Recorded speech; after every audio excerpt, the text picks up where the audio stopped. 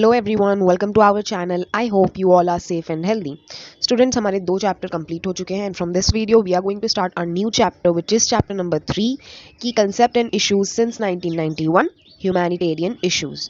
तो इस चैप्टर में हम ह्यूमैनिटेरियन इश्यूज़ के बारे में पढ़ने वाले हैं, एनवायरनमेंट के बारे में, environment degradation, economic development, perspectives about poverty, उसके लिए जो डेवलपमेंट पॉलिसीज़ बनाई गई हैं वो, और जेंडर के बारे में पढ़ने वाले। तो ये सारी चैप्टर में हम जो ह्यूमैनिटी से रिलेटेड इश्यूज़ हैं हम वो डिस्कस करने वाले हैं। हमारे फर्स्ट चैप्टर में हमने देखा कि कोल्ड वॉर एरा के बाद वर्ल्ड में क्या कॉन्सिक्वेंसेस देखने मिले।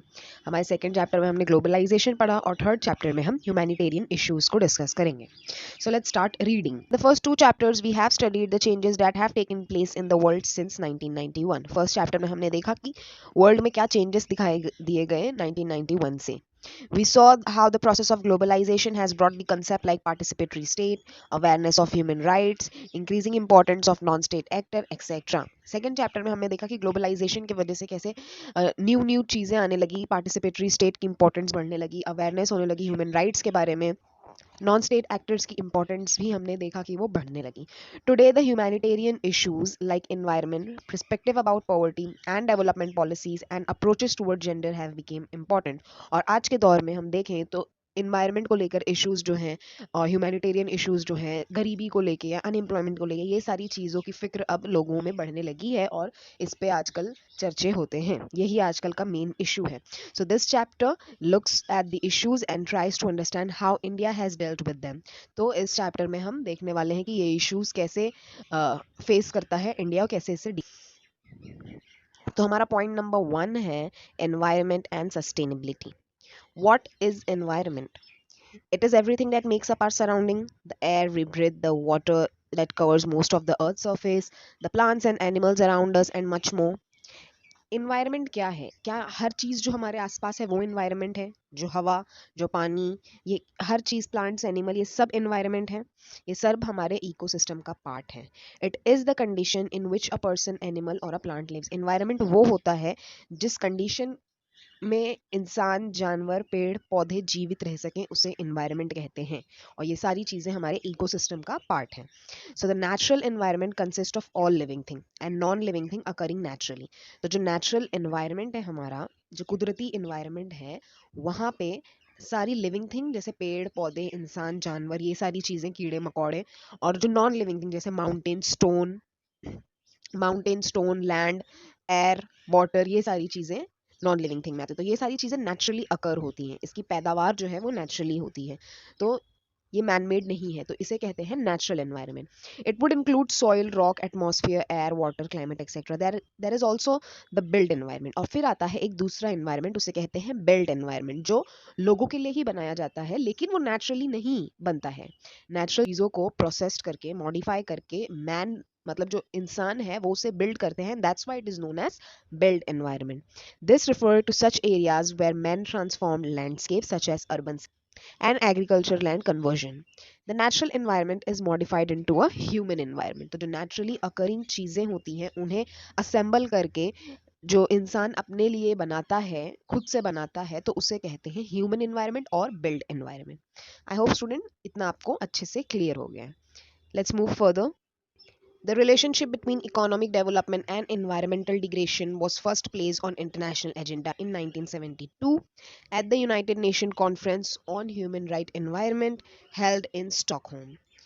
यहाँ पे बता रहा है कि जो रिलेशनशिप है इकोनॉमिक डेवलपमेंट का और एनवायरनमेंट डिग्रेडेशन का। अब पहले हम जानते हैं कि ये कैसे, जैसे जैसे डेवलपमेंट हो रहा है, पहले हम पुराने ज़माने में थे जहाँ पे कम डेवलपमेंट था, ठीक है, वहाँ मिट्टी के घर होते थे, मतलब most of the area rural रहा करते थे, तो वहाँ पे बिल्ड एनवायरनमेंट की ज़रूरत नहीं थी इतनी। सारा डेवलपमेंट हो रहा है, जैसे जैसे फैक्ट्रीज बन रही है, स्कूल्स बन रही है, हमें कहीं ना कोई चीज़ों को बिल्ड करने की ज़रूरत है, हमें जगह की ज़रूरत है क्योंकि हमारी पॉपुलेशन राइज कर रही है। तो ये पॉपुलेशन के लिए जगहें बनाना, चीज़ें बनाना, कंस्ट्रक्शन और इंफ्रास्ट्रक्चर पे काम करना, इसे कहते हैं बिल्ड एनवायरनमेंट, और इकोनॉमिक डेवलपमेंट में भी ये कंट्रीब्यूट करता है। तो इससे जो है वो एनवायरमेंटल डिग्रेडेशन होता है, यानी हमारा एनवायरनमेंट खराब होता है, जो हमारा नेचुरल एनवायरनमेंट है वो खराब होता है, वाइल्ड लाइफ को खतरा है, हमारी नेचर लाइफ को खतरा है।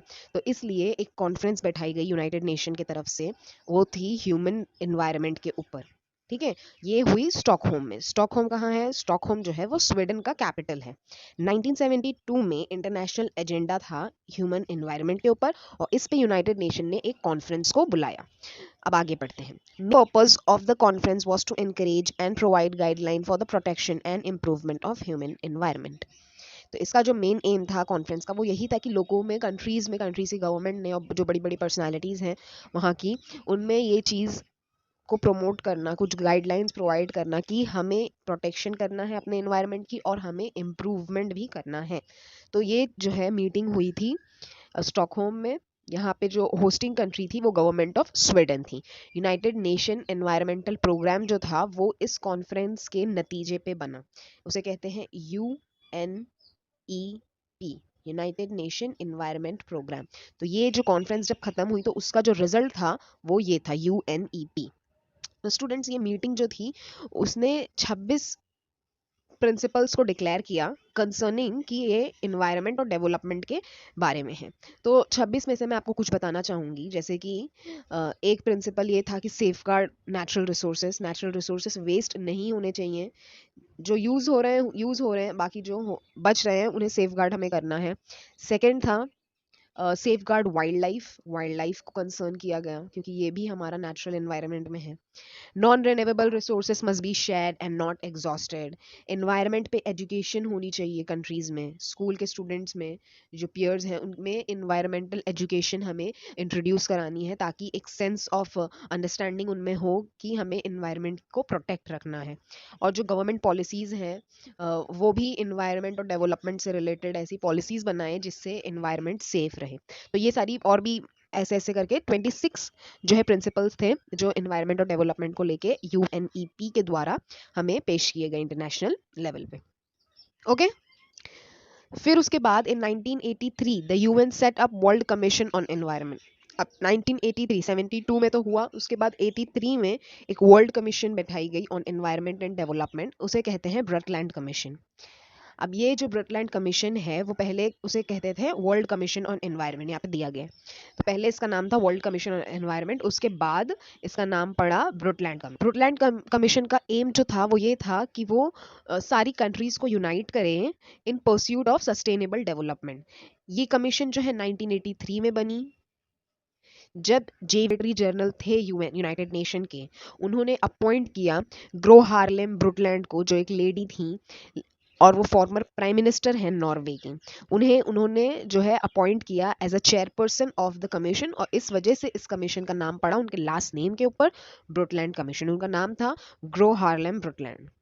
उन्हें क्यों अपॉइंट किया गया? क्योंकि उनका बैकग्राउंड जो था वो फील्ड में था साइंस और पब्लिक हेल्थ के, तो उन्हें उसका स्कॉलर माना जाता था और इसलिए उन्हें इस कमीशन का चेयरपर्सन हेड किया गया, अपॉइंट किया गया, और इस वजह से इसका नाम पड़ा ब्रुटलैंड कमीशन। 1987 में ब्रुटलैंड कमीशन जो है वो ऑफिशियली डिसॉल्व हो गई। क्या हो गई? ऑफिशियली खत्म हो गई। लेकिन खत्म होने से पहले उन्होंने एक रिलीज किया था, एक कॉमन फ्यूचर करके, ब्रुटलैंड रिपोर्ट उसे कहा जाता है, या ब्रुटलैंड रिसोर्स। तो ये चीज़ उन्होंने रिलीज की थी जहाँ पे सारी कंट्रीज को नज़र में रख के, वर्ल्ड में जितनी भी कंट्रीज हैं और डेवलपिंग है या डेवलप्ड हैं, तो उनके लिए एक सस्टेनेबल डेवलपमेंट के ऊपर पूरी गाइडलाइन जो थी वो प्रेजेंट की गई। The report of commission 1987 put forward the concept of sustainable development as an alternative approach on the based of economic growth. तो इकोनॉमिक ग्रोथ को लेके एक ये अल्टरनेटिव अप्रोच था, और तो इकोनॉमिक ग्रोथ को लेके ये जो रिपोर्ट थी वो रखी गई थी, और जो ब्रटलैंड कमीशन था वो डिसॉल्व हो चुका था। The UN General Assembly called for the UN Conference on Environment and Development (UNCED) as a follow up to the report of Brundtland commission. तो ब्रुटलैंड कमीशन की रिपोर्ट को फॉलो करते हुए यूनाइटेड जनरल असेंबली ने एक और UN conference रखी on environment and development. The goal of the summit was to understand the concept of development that would support socio-economic development and prevent the deterioration of the environment.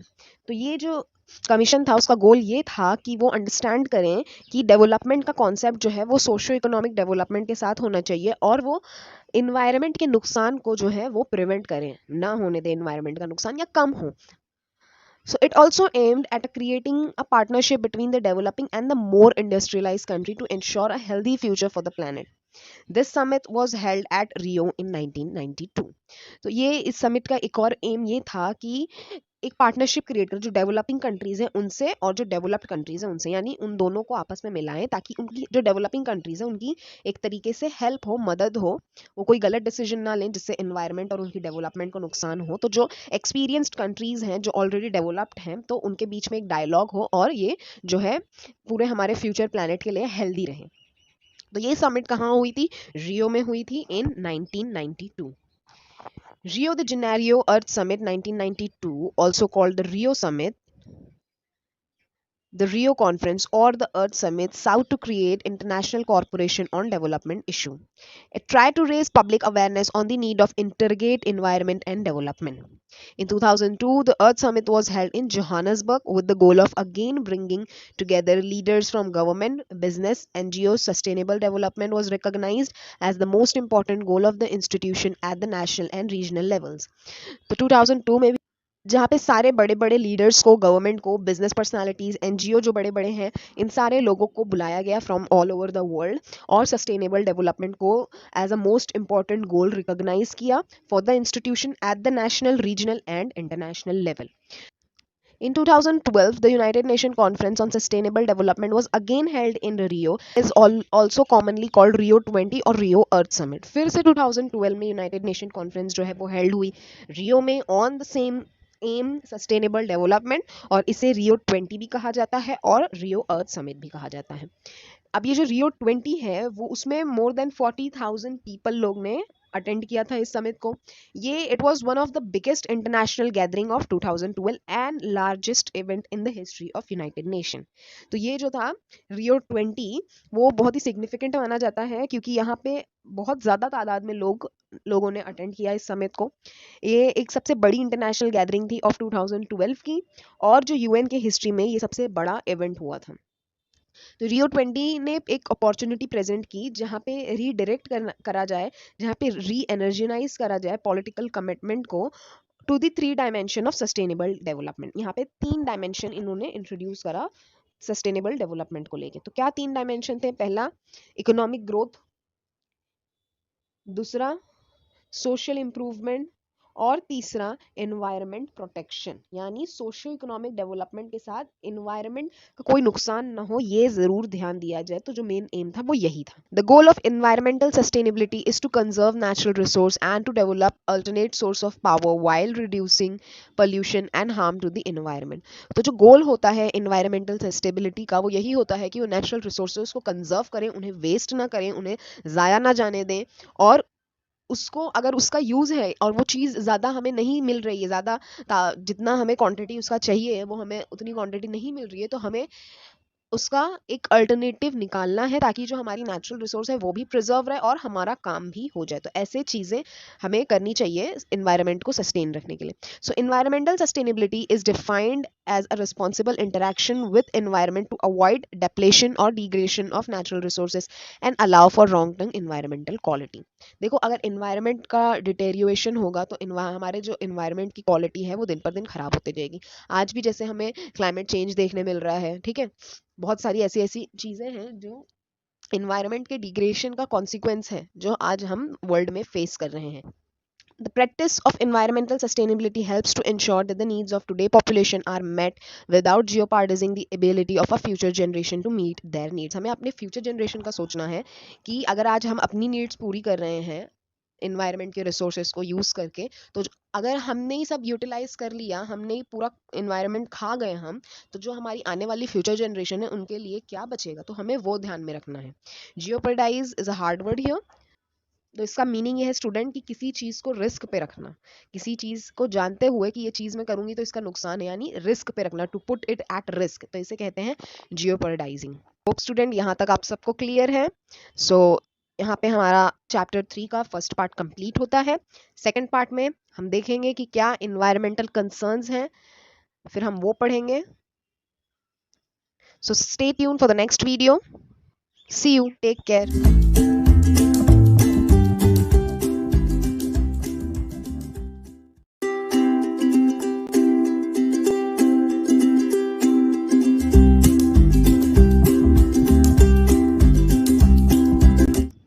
Hello everyone, welcome to our channel. I hope you all are safe and healthy. So welcome to the second part of our chapter 3. तो यहाँ पे हम पढ़ने वाले हैं some of the important environmental concerns जो यहाँ पे आपको दिए गए हैं. तो जो first concern है स्टूडेंट वो है climate change. Climate change, greenhouse gas emission are the main cause of climate change. Greenhouse gas emission. तो आइए जानते हैं ये ग्रीन हाउस गैस एमिशन क्या होता है. Gases that trap heat in atmosphere, जो गैस ऐसी होती हैं जो एटमॉस्फेयर में जाके हीट को ट्रैप कर लेती हैं तो उन्हें कहते हैं ग्रीन हाउस गैस. अब ऐसी गैसेस कौन कौन सी हैं? ये है हमारा nitrogen oxide, methane, carbon dioxide और फ्लोरोनेटेड गैसेस. तो मैं आपको रफली एक्सप्लेन करती हूँ कि जो हमारा कार्बन डाइऑक्साइड है वो 80% तक के फैला हुआ रहता है. जो हमारा नाइट्रोजनस ऑक्साइड है वो 7% है और जो हमारा मीथेन है वो 10% है.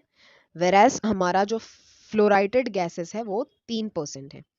तो इन सारी गैसेस से ग्रीन हाउस गैस इन्हें कहा जाता है और इन्हीं के एमिशन के वजह से एटमॉस्फेयर में हीट पैदा होती है और इसी से क्लाइमेट में मेन कॉज जो है क्लाइमेट चेंज का वो ये ग्रीन हाउस गैसेस है. Main cause of climate change. This has resulted in extreme weather events such as drought, wild fire, heat waves, flooding. Change student, जब टेम्परेचर जो है अचानक से बढ़ जाता है, सारी वर्ल्ड का टेम्परेचर जब एक तरीके से बढ़ जाता है due to green house emission, क्योंकि ग्रीन हाउस गैस जो है वो ट्रैप कर लेती है हीट को. ऐसी हीट है वर्ल्ड में, ठीक है, उसके बावजूद जब ये ग्रीन गैसेस का एमिशन होता है तो और ज़्यादा हीट एटमॉस्फेयर में हो जाती है और इस वजह से जो वर्ल्ड का टेम्परेचर है वो राइज हो जाता है. इससे जो है ड्रॉट्स जो है वो ज़्यादा टाइम तक होने लगते हैं, एक्सट्रीम हो जाते हैं कहीं कहीं तो वर्ल्ड में. ट्रॉपिकल स्टॉर्म्स हमें देखने मिलते हैं आजकल. तो ट्रॉपिकल स्टॉर्म्स जो है वो ज़्यादा ही ज़्यादा सीवियर होते जा रहे हैं. सेकेंड कंसर्न है on pollution. Air pollution and climate change are closely linked. Greenhouse gas emission that are very warming to the planet are also creating smoggy condition in major cities that endanger public health. जैसे कि हमारा दिल्ली में हम देखते हैं कि कैसे आजकल न्यूज़ आती हैं कि एयर क्वालिटी कहाँ जा रही है. तो पोल्यूशन जो है वो ज़्यादातर बर्निंग फॉसिल फ्यूल्स की वजह से होता है, such as coal, oil, gasoline, जिससे एनर्जी प्रोड्यूस होती है, इलेक्ट्रिसिटी और ट्रांसपोर्टेशन की. तो इन सारी वजहों से जो है पोल्यूशन हमारा इंक्रीज होता है. ग्रीन गैस एमिशन की वजह से भी होता है और इससे जो है एक फॉगी सा हमें नज़र आता है जिससे हमारी एयर क्वालिटी जो है वो डाउन होते जाती है. अब जब एयर क्वालिटी डाउन होती है स्टूडेंट तो लाइफ एक्सपेक्टेंसी भी इंसान की कम होती है जो वहाँ रहता है. तो ये भी चीज़ें काफ़ी हमें ध्यान देनी चाहिए इन सब चीज़ों के बारे में भी. तो यही है हमारा चैप्टर में हम ह्यूमैनिटेरियन इश्यूज यही है जो हम डिस्कस कर रहे हैं. थर्ड कंसर्न है हमारा deforestation. Forests are important as they absorb CO2, carbon dioxide, that would otherwise escape into the atmosphere and worsen the global warming. Cutting down the trees also threaten animals and humans who rely on healthy forest and sustain themselves. Deforestation यानी forest का खात्मा करना. Forest जो है वो बहुत important है क्योंकि वो हमारे कार्बन डाइऑक्साइड जो हम रिलीज करते हैं उन्हें वो फॉरेस्ट ऑब्जर्व करते हैं. अब जब कार्बन डाइऑक्साइड फॉरेस्ट ऑब्जर्व नहीं करेंगे तो कार्बन डाइऑक्साइड कहाँ जाएगा? हमारे एटमॉस्फेयर में जाएगा. कार्बन डाइऑक्साइड के लिए हमें पेड़ों की ज़रूरत है लेकिन हम तो उन्हें काटते जा रहे हैं. तो कटिंग डाउन द ट्रीज हमारी वाइल्ड लाइफ, हमारी एनिमल लाइफ को भी थ्रेटन करता है. वो बेघर हो जाते हैं, उन्हें खाने को कुछ नहीं होता है जो वाइल्ड एनिमल्स होते हैं. तो इस वजह से वाइल्ड लाइफ में भी एक डिक्लाइन हमें देखने मिल रहा है. सिंस 1980 इंडिया ने डाइवर्ट किया है 1.5 million of forest land.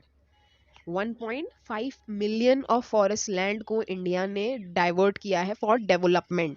And a majority of loss occurred in since 2002, यानी 2002 से बहुत मेजॉरिटी में हमें ये चीज़ देखी जानी मिली है कि कैसे फॉरेस्ट लैंड को साफ कर दिया जाता है for the sake of development. है वाटर स्कैरसिटी पे. As the population increase and climate change cause more drought, water scarcity is becoming more an issue. Access to clean safe drinking water is an important problem faced by population today. India हमेशा से एक water stress nation रहा है because of the weather changing weather patterns और repeated droughts के वजह से पानी की कमी देखी जाती है. और उसके साथ एक बड़ा मेजर कंसर्न ये है कि पानी जो मिल भी रहा है तो क्या वो साफ क्वालिटी का पानी है, क्या वो हमारे हेल्थ के लिए सही है. तो इंडिया में जो 700 डिस्ट्रिक्ट में से अगर हम देखें तो 256 जो डिस्ट्रिक्ट हैं इंडिया में वो एक क्रिटिकल और over exploited grounded water levels है. According to the most recent central ground water board data जो है 2017 में रिपोर्ट आई थी, उससे ये पता चलता है कि उनका जो लेवल है ग्राउंड वाटर का वो बिल्कुल ही क्रिटिकल और ओवर एक्सप्लॉइटेड है, यानी गंदे से गंदा है वो. हमारा जो लास्ट कंसर्न है वो है लॉस ऑफ बायोडाइवर्सिटी। बायोडाइवर्सिटी यानी जो हमारे इन्वायरमेंट में, इकोसिस्टम में तरह तरह के प्राणी और जीव पाए जाते हैं, डाइवर्सिफाई जो एनिमल्स पाए जाते हैं, उनका loss. So loss of biodiversity threaten food security and population health. Climate change is also a major contributor to the biodiversity. Biodiversity student 90% of the area जो है अंडर बायोडाइवर्सिटी हॉटस्पॉट इंडिया में, वो lost में चल रहा है। अब India में 4 मेजर हॉटस्पॉट है। फर्स्ट हॉटस्पॉट है हमारा द हिमालयाज, उसके बाद है द वेस्टर्न घाट इन महाराष्ट्र, उसके बाद है इंडो बर्मा रीजन, और हमारा जो फोर्थ हॉटस्पॉट है वो है सुंदालैंड, जो इंक्लूड करता है निकोबार ग्रुप ऑफ आइलैंड्स को। तो ये जो 4 हमारे मेजर हॉटस्पॉट है बायोडाइवर्सिटी के। अब इनमें से जो 90% एरिया है, यानी इन चारों में से जो 90% ऑफ द एरिया है वो लॉस्ट में है। According to the centre for science and environment, जो हमारा CSE की जो रिपोर्ट है उसके नतीजे से, उसके रिपोर्ट के नतीजे पे ये बात बताई जाती है कि 90% ऑफ द बायोडाइवर्सिटी है वो हमारी लॉस में है। तो ये बहुत सोचने वाली बात है कि हम क्या कर रहे हैं अपने एनवायरनमेंट के साथ, मजाक चल रहा है जैसे कोई। The Ministry of Environment, Forest and Climate Change is the nodal agency in the administrative structure of the central government for the planning, promotion and coordination and overseeing the implementation of India's environmental and forestry policies and programs. तो हमारे India में एक ministry है of environment, forest and climate change के ऊपर, जो कि एक बहुत नोबल एजेंसी है in the administrative structure of central government. Ministry of environment, forest and climate change, तो इसे कौन हेड करता है स्टूडेंट? इस secretary rank senior most IAS officer. कोई न्यू या recent IAS officer, but secretary rank senior most IAS officer. तो ये जो होते हैं वो इस मिनिस्ट्री को हैंडल करते हैं अंडर द सेंट्रल गवर्नमेंट, जहाँ पे ये लोग देखते हैं कि इन्वायरमेंट को लेके वो क्या पॉलिसीज इंप्लीमेंट कर सकते हैं, क्या प्रमोशन कर सकते हैं, क्या क्या पॉलिसीज ऐसी बना सकते हैं, इंप्लीमेंट कर सकते हैं जिससे हमारा इन्वायरमेंट जो है वो सेफ गार्डेड रहे। तो जो हमारे अभी के हैं मिनिस्ट्री में वो हैं Bhupendra Yadav. Okay, student. Primary concern of the ministry are the implementation of policies and programs relating to conservation of the country's natural resources, including its lakes, river, biodiversity, forest and wildlife. तो जो major primary concern है इस ministry का वो यही है कि वो पॉलिसीज को इम्प्लीमेंट करे, प्रोग्राम्स बनाए, कंजर्वेशन हो कंट्री में नेचुरल रिसोर्सेज का, वो अच्छे से हो, जिसमें लेक्स भी इंक्लूड होती हैं, रिवर्स भी इंक्लूड होते हैं, बायोडाइवर्सिटी, फॉरेस्ट और वाइल्ड लाइफ भी इंक्लूड होती है। Ensuring the welfare of animals and the prevention of abatement of pollution. While implementing these policies and programs, the ministry is guided by the principle of sustainable development and enhancement of human well-being. I hope student this much is clear to you all. अगर कोई भी doubt है then ask me in the comment section below. I would like to answer you and clear your doubts. इसके बाद हम पढ़ने वाले हैं पॉवर्टी एंड डेवलपमेंट की। डेवलपमेंट में अगर हम डेवलपिंग कंट्री है और हमारे देश में गरीबी है तो ये कैसे हमारी डेवलपमेंट को चैलेंज कर सकती है, हम क्या कर सकते हैं इसको एराडिकेट करने के लिए, इसे कम करने के लिए, इसे मेंटेन करने के लिए। सो स्टूडेंट्स, हमारे नेक्स्ट पार्ट में, पार्ट 3 में हम पॉवर्टी एंड डेवलपमेंट पढ़ेंगे, एंड देन उसके बाद हम पढ़ेंगे पॉवर्टी एंड वुमेन के साथ हमारा चैप्टर जो है, थर्ड चैप्टर भी कंप्लीट हो जाएगा। So see you in the next part, in the next video. Till then take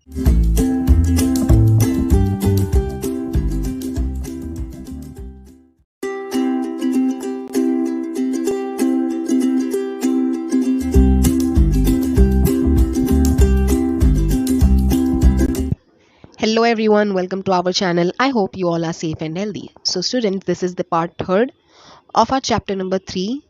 तो इस पार्ट में हम पढ़ने वाले हैं पॉवर्टी एंड डेवलपमेंट। पॉवर्टी और डेवलपमेंट के बारे में हम इस सेक्शन में पढ़ेंगे। So what is poverty, how it is related to development, यानी गरीबी क्या है, गरीबी डेवलपमेंट से कैसे रिलेटेड है, क्या क्या वेरियस पर्सपेक्टिव ऑफ और अप्रोचेस हैं जो हमें मदद करेंगे ये समझाने में कि डेवलपमेंट और पॉवर्टी के बीच में क्या रिलेशनशिप है। So these are some of the issues that this section deals with. So आइए स्टार्ट करते हैं। Traditional perception of poverty would focus on the lack of food, water, shelter, clothing, sanitation, etc. There is also a monetary based consideration of what is poverty. Poverty is therefore a state of an individual, family, or a society where people are unable to provide for their basic necessities of life. It focuses on the earning of an individual that would help him to live a relatively comfortable life. जो traditional perception है poverty का लेके वो ये है कि अगर किसी के पास घर, कपड़ा, मकान, खाने को खाना, पीने को पानी और ना हो तो वो इंसान गरीब है। लेकिन इन सब चीज़ों के बावजूद एक और चीज़ ऐड होती है और वो होती है मॉनेटरी टर्म्स, यानी पैसे को लेके। अगर इसके पास इतनी इनकम नहीं है रोज़ की तो ही और she belongs to the below poverty line. तो ये सारी चीज़ों को नज़र में रखते हुए हम ये तय करते हैं कि कौन गरीब है। तो अगर कोई इंसान या कोई फैमिली या ओवरऑल अगर हम बात करें तो पूरी की पूरी सोसाइटी अगर अनएबल है खुद को या खुद की फैमिली को ये बेसिक नेसेसिटी पहुंचाने के लिए, प्रोवाइड करने के लिए, तो वो लोग गरीबी रेखा में आते हैं। These are material aspects of life. A state is expected to ensure that the people are provided for the necessary material goods for their survival. अब कोई भी स्टेट है, कोई भी गवर्नमेंट है, कोई भी कंट्री है अगर, तो उसकी ये रिस्पॉन्सिबिलिटी है कि वो इंश्योर करे ऐसा कोई भी इंसान ना हो जो खुद को बेसिक नेसेसरी ऑफ लाइफ की दे ना सके। तो उनका काम है कि वो उनको एम्प्लॉयमेंट प्रोवाइड करें, उनको इनकम जनरेट करने में हेल्प करें। So there is an alternative view of poverty, यानी एक दूसरा नजरिया भी है गरीबी का। This focus on both material and non material aspects of life. पहले जानते हैं कि material aspects of poverty and non material aspects of poverty क्या होती हैं। सो जो मटेरियल एस्पेक्ट्स होता है स्टूडेंट, उसमें आता है इनकम, उसमें आता है सोर्सेस ऑफ इनकम, यानी अगर लैक ऑफ इनकम है या तुम्हारे पास काम नहीं है, कोई रिसोर्स नहीं है जहां से आप प्रोडक्टिव कुछ करें और इनकम जनरेट करें, तो ये है material aspect of poverty. Whereas non material aspects of poverty में आता है जैसे कि भेदभाव, discrimination, social discrimination, elimination from various places. So ये सारी चीज़ें जो हैं, बिहेवियरल जो चीज़ें हैं, वो आती है non material aspects of poverty के अंदर। सो यहाँ पे बता रहा है जो दूसरा नज़रिया है पॉवर्टी का, वो मटेरियल और नॉन मटेरियल एस्पेक्ट्स को नज़र में रखते हुए देखते हैं कि कौन गरीब है कौन नहीं। So here the focus is on human wellbeing, sustainable society in social economic political terms. Here the emphasis is on values, community ties, and availability of common resources. Such a view would focus on participatory nature of decision making, ensuring that the marginalized community is able to participate in public policy and promote economic political decentralization. Social discrimination, lack of participation in decision making, lack of political activities and political participation in policy making, तो ये सारी चीज़ें आती हैं non material aspects में और ये भी तय करती हैं अगर ये फैसिलिटीज़ या ये आपको प्रोवाइड नहीं हो रहा है किसी कंट्री में, किसी देश में, so you are being labeled as a poor. The approach to the concept of development is usually looked at through a set of social political values. The purpose of development is to ensure welfare of the people. For example, the development can be associated with economic growth. One perspective about economic growth can be the dominant role of the state. तो जो approach है development को लेकर वो यही देखता है कि जो सोशल पॉलिटिकल वैल्यूज़ हैं वो कैसी हैं। पर्पस जो रहता है डेवलपमेंट का वो यही रहता है कि वो लोगों के वेलफेयर के लिए काम करे, लोगों के लिए काम करे, तभी हमारा डेवलपमेंट होगा। स्टूडेंट, एक हम अपने इंडिया को देखें तो हमें देखने मिलता है कि हम कुछ ज़्यादा एडवांस, हम किसी एरिया को देखते हैं अगर इंडिया के, तो हम देखते हैं कि कितना ज़्यादा एडवांस है। मतलब ऐसा लगता है कि हाँ, हम मॉडर्न वर्ल्ड में हैं, कोई गरीबी नहीं, कोई कचरा नहीं, कोई गंदगी नहीं, हर जगह साफ सुथरा, हर जगह पढ़े लिखे लोग देखने मिलते हैं। वैसे ही इंडिया में ही अगर हम कोई दूसरी जगह पे जाएं जो कि कम्प्लीटली डिफरेंट है पहली जगह से, तो हमें ऐसा लगता है हम कितने बैकवर्ड हैं। तो India is today striving out into the modern world. We are looking ahead of new technology, new types of methods, employment, and a new dynamism in our economic growth. But while we look ahead, we must not forget the millions who are still below the poverty line. हम आगे तो देख रहे हैं लेकिन हम पीछे जो रह गए हैं, हम उनकी कोई परवाही नहीं कर रहे हैं, हम तो उन्हें पीछे छोड़ चुके हैं। तो हमें पीछे छोड़ के आगे नहीं जाना है। जैसे अगर 10% ऑफ द पॉपुलेशन डेवलप है और 90% ऑफ द पॉपुलेशन वही पीछे रह गई है, अगर अंडर डेवलप्ड है या गरीबी में है या इलिटरेट है, तो हमारी कंट्री तो डेवलप नहीं कहलाएगी ना, क्योंकि हमारा जो मेजर चंक है वो तो अभी भी वही हाल में, बैकवर्ड हाल में। तो हमें सबको लेके चलना है। When we look at the development, our attention be diverted from what is still a major block in India, the poor, the deprived groups. Everything we do must be targeted in a manner that the benefit will flow to the weak, the deprived and the depressed. ठीक है, तो ये होना चाहिए हमारे अंदर। यही चीज़ की वजह से आज तक इतने साल हो गए, 70 साल के ऊपर हो गए हमारे कंट्री को इंडिपेंडेंस मिले हुए। We are still a developing country. हम अब आज तक डेवलप नहीं हो पाए despite of having such a man power. इतनी बड़ी पॉपुलेशन है हमारे पास, इतना बड़ा मैन पावर है हमारे पास, फिर भी हम गरीब ही हैं। हम अभी तक उसी लाइन में आते हैं, डेवलपिंग डेवलपिंग डेवलपिंग। तो ये चीज़ को हमें सुधारनी है स्टूडेंट। लेटेस्ट अभी जो वर्ल्ड इन इक्वालिटी की रिपोर्ट आई है 2021 में, आप सब ने पढ़ी होगी, काफ़ी चर्चा में रही है वो रिपोर्ट। क्यों? क्योंकि वहाँ पे इंडिया को most poor and very unequal country का फ्लैग दिया गया है।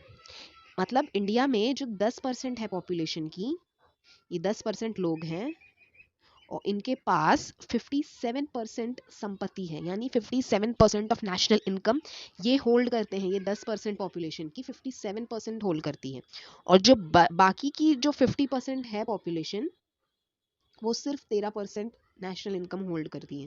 तो कितना अनइक्वल है हम देख सकते हैं। 10% 57% होल्ड कर रहा है, और जो 50% लोग हैं वो 13% होल्ड कर रहे हैं। तो जो पुअर हैं वो और गरीब होते जा रहे हैं, और जो अमीर है वो और अमीर होते जा रहे हैं। ये है हमारे इंडिया का हाल। हंगर रिपोर्ट की अगर मैं बात करूं तो 107 कंट्रीज में से, 107 रैंक में से इंडिया का रैंक है 94 ग्लोबल हंगर इंडेक्स में। Another view can focus on the role of free market economy in promoting development. दूसरा व्यू हम ये देख सकते हैं कि जो फ्री मार्केट इकोनॉमी है वो भी मदद कर सकती है प्रमोट करने में हमारे डेवलपमेंट को। फ्री मार्केट इकोनॉमी स्टूडेंट, जैसे कि गवर्नमेंट की रेगुलेशंस को रिमूव कर देना, जो मार्केट का नेचर है वो कम्प्लीटली फ्री कर देना, बिजनेस को फोर्स करना कि वो सुपीरियर प्रोडक्ट्स और सर्विसेज प्रोवाइड करे जो कंज्यूमर के नीड्स को एड्रेस करें। फ्री मार्केट इकोनॉमिक सिस्टम ये भी मदद करता है कि वो एक अफोर्डेबल प्राइस क्रिएट करे for everyone. The former would be classified as socialist while the latter as capitalist. Both these are traditional approaches to development. Non traditional view about development focus on both material and non material aspects of poverty. नजरिया है, non traditional view है development का, वो दोनों पे focus करता है, material और non material aspects of poverty पे। It stress on political participation from the grass root level, ensuring that all the section of the community are represented in decision making process. It seek to balance human activity with nature, thus promoting the concept of sustainable development. ये जरूर ensure करता है कि जितने भी गरीब हैं, जितने भी सेक्शन है कम्युनिटी में, वो सारे डिसीजन मेकिंग प्रोसेस में रिप्रेजेंट हो, एक बैलेंस क्रिएट हो ह्यूमन एक्टिविटी का, और इससे जो है सस्टेनेबल डेवलपमेंट का कंसेप्ट भी प्रमोट हो। The approaches to development until the 1990s were mainly traditional in nature. Their main concern was tackling material aspects of poverty. Thus, the role of the state was targeted increasing economic prosperity through industrialization, focus on agriculture, so as to generate employment opportunities, increase as per capita income of the people. पहले जो था 1990 से पहले, वो material aspects of poverty पे ज़्यादा ध्यान देते थे, जैसे इनकम है कि नहीं है, काम है कि नहीं है, और नॉन मटेरियल चीज़ें जैसे डिस्क्रिमिनेशन और पार्टिसिपेशन जैसी चीज़ों पर ध्यान नहीं देते थे। तो इस वजह से जो रोल है स्टेट का अब वो ये है कि वो टारगेट करे इकोनॉमिक प्रॉस्पेरिटी इंक्रीज हो रही है कि नहीं हो रही है इंडस्ट्रियलाइजेशन के जरिए से, और ये फोकस करे कि जो एग्रीकल्चर है वो एम्प्लॉयमेंट की अपॉर्चुनिटीज़ को जनरेट कर रहा है कि नहीं कर रहा है, वो हमारे पर कैपिटा इनकम जो है लोगों की उसे इंक्रीज कर रहा है कि नहीं कर रहा है। It is only in 1990s that the alternative view of development has become acceptable. Consequently, the focus today is development based on equity, participation, empowerment and sustainability. 1990s के बाद ही जो है नॉन मटेरियल चीज़ें, यानी जो दूसरे नज़रिए थे, वो पॉवर्टी में उसे ऐड किए गए, एक्सेप्टेबल किए गए, और अब हमारा जो मेन फोकस है डेवलपमेंट को लेके वो इक्वालिटी, पार्टिसिपेशन, एम्पावरमेंट और सस्टेनेबिलिटी जैसी चीज़ों को लेकर है, ना कि सिर्फ इनकम को लेकर। The Economic and Social Council of the United Nations consider poverty as a denial of choices and opportunities and a violation of human dignity. तो जो यूनाइटेड नेशन है, the economic and social council जो है United nation की, वो poverty को मालूम कैसे डिफाइन करता है। वो कहता है कि अगर चॉइसेस लेने का कोई अधिकार नहीं है, अगर अपॉर्चुनिटीज़ लेने का कोई अधिकार नहीं है, तो ये ह्यूमन डिग्निटी यानी इंसान की सेल्फ रिस्पेक्ट, उसकी डिग्निटी का वायलेशन है, और इसे भी गरीब ही कहा जाता है। ठीक है, अगर किसी कंट्री में ऐसी चीज़ें हो रही हैं जहाँ पे लोगों को उनका हक नहीं मिल रहा है, so that country is considered to be as poor. It means the lack of basic capacity to participate effectively in society, not having enough to feed and clothe a family, not having a school or a clinic to go to, not having the land on which to grow one's food or a job to earn. One's living, nor having access to credit. It also means insecurity, powerlessness, exclusion of individual, household and communities. तो इन सब चीज़ों को भी गरीबी में देखा जाता है। इन्हें भी कहेंगे कि हमारी सोसाइटी पुअर है या हमारी कंट्री पुअर है। It means susceptibility to violence it and often impiles living on marginal and fragile environment. Not having access to clean water and sanitation, the Economic and Social Council also argues that poverty needs to be addressed through the full involvement of government on all the other development actors in society. यानी अगर पीने को पानी साफ नहीं है, यानी अगर आपकी गवर्नमेंट आपको ये सारी चीज़ों को प्रोवाइड नहीं कर रहा है, तो आपकी गवर्नमेंट ही पुअर है, आपकी पूरी ओवरऑल कंट्री को पुअर कंसिडर किया जाएगा।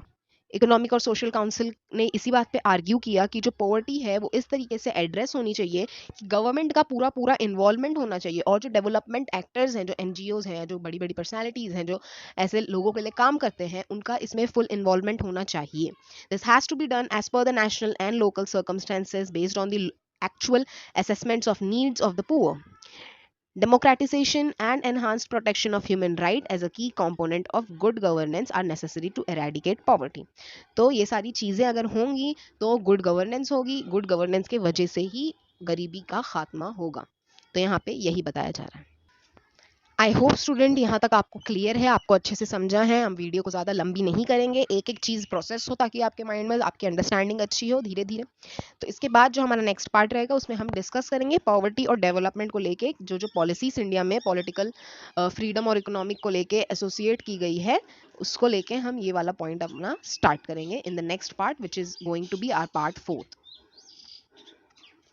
Stay tuned for the next part, student. See you in the next video. Till then, take care.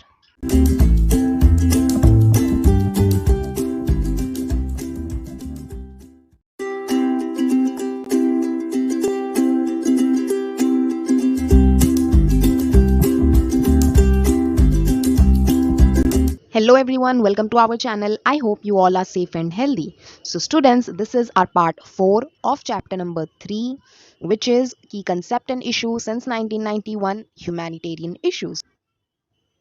Last topic जो पढ़ा था वो था पॉवर्टी एंड डेवलपमेंट, यानी पॉवर्टी अगर देश में है तो उसके लिए किस तरीके से डेवलपमेंट करना ज़रूरी है. और अब हम पढ़ने वाले हैं poverty and development in India, यानी इंडिया में गरीबी हटाने के लिए, डेवलपमेंट करने के लिए क्या क्या चीज़ें अपनाई गई, क्या क्या इनिशिएटिव्स लाए गए, तो हम वो पढ़ने वाले हैं. So Indian national policy has always associated political freedom with economic freedom. It meant the freedom to follow our own policies without compromises on national sovereignty. So Indian national policy जो है वो इस तरीके से डिज़ाइन की गई है, इस तरीके से एसोसिएटेड रही है हमेशा से कि जो इंडिविजुअल्स हैं वो अपना पॉलिटिकल फ्रीडम और इकोनॉमिक फ्रीडम को अच्छी तरीके से एक्सरसाइज कर सकते हैं, प्रैक्टिस कर सकते हैं out the compromise on national sovereignty. यानी नेशनल सॉवरेनिटी, जो उनकी पावर है, जो उनकी सॉवरेनिटी है देश की, उसे कॉम्प्रोमाइज़ बिना करे वो अपनी फ्रीडम को एक्सरसाइज कर सकते हैं. सो इस तरीके से हमारी नेशनल पॉलिसी इन दोनों फ्रीडम से एसोसिएटेड है. तो अब हम इंडियन विजन देखने वाले हैं कि कैसे डेवलपमेंट हुआ इंडिया में. 3 एस्पेक्ट के द्वारा हम ये विजन को पढ़ेंगे अपने इस टेक्स्ट बुक में. Indian vision of the process of development in India had 3 aspects. तो आइए देखते हैं क्या है वो 3 एस्पेक्ट्स. स्टूडेंट, जो फर्स्ट एस्पेक्ट है हमारा वो है मॉडर्नाइजेशन ऑफ द इकोनॉमी, यानी जो हमारी बैकवर्ड आउटडेटेड ट्रेडिशनल इकोनॉमी थी, आफ्टर द इंडिपेंडेंस कैसे हमारी गवर्नमेंट ने स्ट्राइव किया to make the economy modernised. So modernisation of Indian economy meant industrialization. Industrialization would provide employment and increase productivity. The stress was on large-scale industrialization and factory production rather than small-scale industries. This would provide employment to the growing labor force.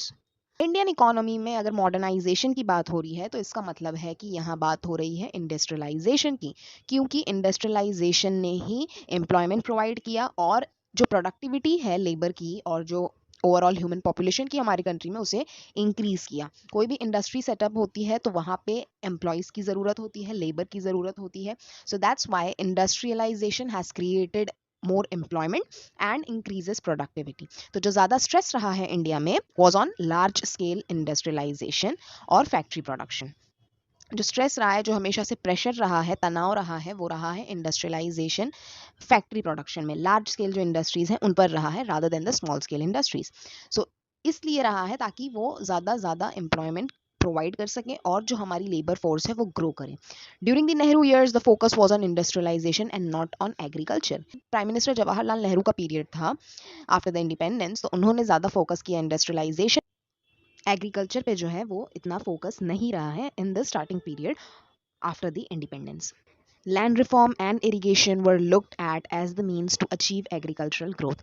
Land reform जो हुए, जो irrigations होते थे, irrigation facilities जो provide की गई, वो सारों को ऐसा देखा गया कि इससे हमें जो है एग्रीकल्चरल ग्रोथ जो है वो अचीव हो रही थी. And that's why the pressure and the focus was on the industrialisation.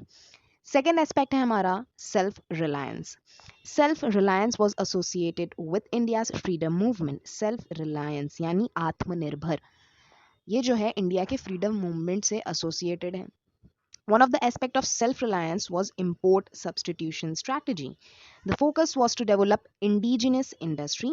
India did take foreign aid from other countries, but the aid was utilized mainly in the public sector industry. Self-reliance is आत्मनिर्भर। तो आत्मनिर्भर जो चीज़ है, जो concept है, जो idea है, वो इंडिया के फ्रीडम मूवमेंट से एसोसिएटेड है। तब से ये बात जो है वो चली आ रही है कि हमें इंडिपेंडेंट रहना है, हमें आत्मनिर्भर रहना है, सेल्फ रिलायंस रहना है, हमें दूसरों पर नहीं रिलाय करना है। तो ये इसी का एक एस्पेक्ट है कि सेल्फ रिलायंस, जब हमारी कंट्री को इंडिपेंडेंट मिली तो इम्पोर्ट सब्सटीट्यूशन स्ट्रैटेजी जो है वो अपनाई गई।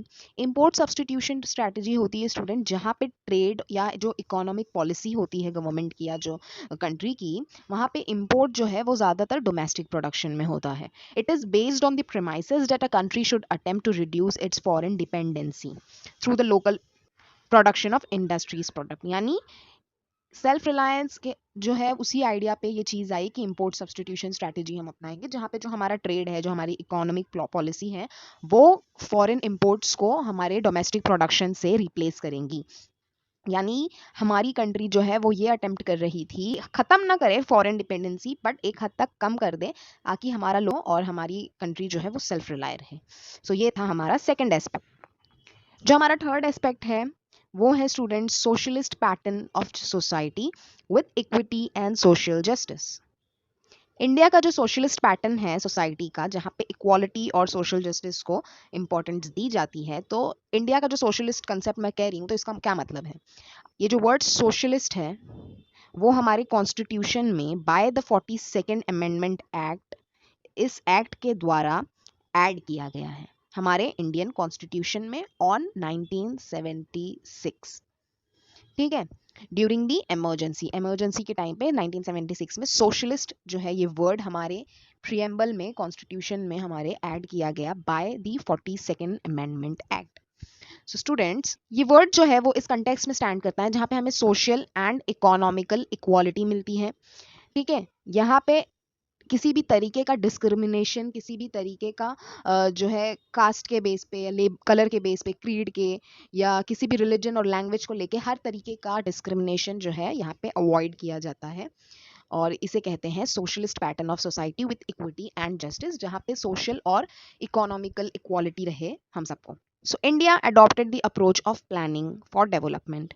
The Planning Commission was created that was expected to prepare 5-year plans for the development of the country. Importance was given to the public sector industry and not the private sector. मैंने एक ऐसे approach को adopt किया, planning commission उन्होंने develop की development के लिए। ठीक है, प्लानिंग कमीशन फॉर डेवलपमेंट। ये प्लानिंग कमीशन क्रिएट हुई student after achieving the independence. एक फॉर्मल मॉडल जो है प्लानिंग कमीशन के नाम से वो अडॉप्ट किया गया और अकॉर्डिंगली हमारी प्लानिंग कमीशन जो है वो एक्टिव हुई। सो इस कमीशन का काम रहता है कि वो डायरेक्टली प्राइम मिनिस्टर को रिपोर्ट करें, प्राइम मिनिस्टर ऑफ इंडिया को रिपोर्ट करें। ये प्लानिंग कमीशन स्टूडेंट बनी है 15 मार्च 1950